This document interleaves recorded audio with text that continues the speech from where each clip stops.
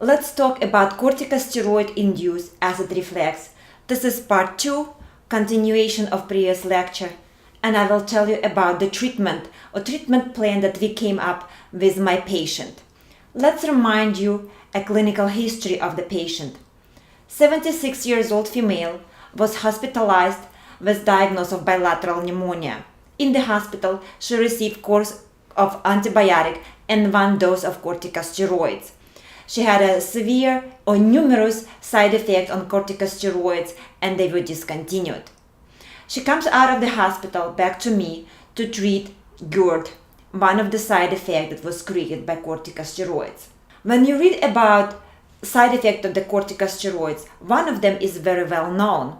Corticosteroids could create gastric and duodenal ulcer.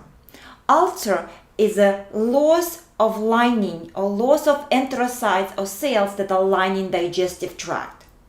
Knowing that, the first step I decided to do is to restore the lining. You have several opportunities here. Number one is glutamine acid. It's amino acid. So we started with 6 grams of glutamine acid per day. About 3 or 4 days later, patient better. 50% not good enough. So my thinking is, what else we can add here? If the cells that line your digestive tract are lost, means they don't produce enough hydrochloric acid.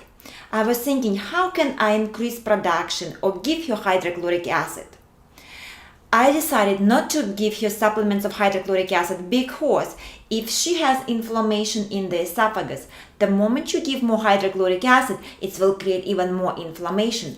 So you need to wait until the point when the stomach and esophagus are calm.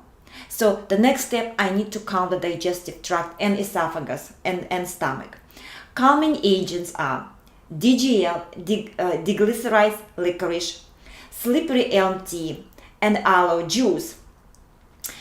DGL, it will prolong the lifespan of your own corticosteroids.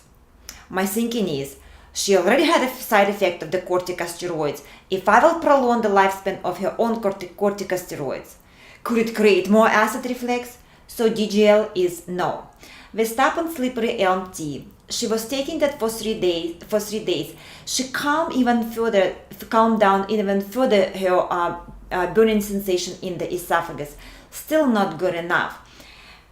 But she started to have symptoms of indigestion and bloating in the small intestine. So the next step is to help to digest food in the small intestine.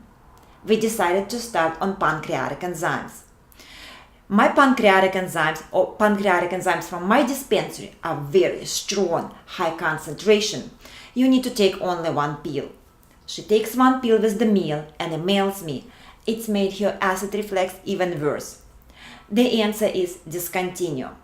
She discontinued and still has a sense of indigestion and bloating in the small intestine.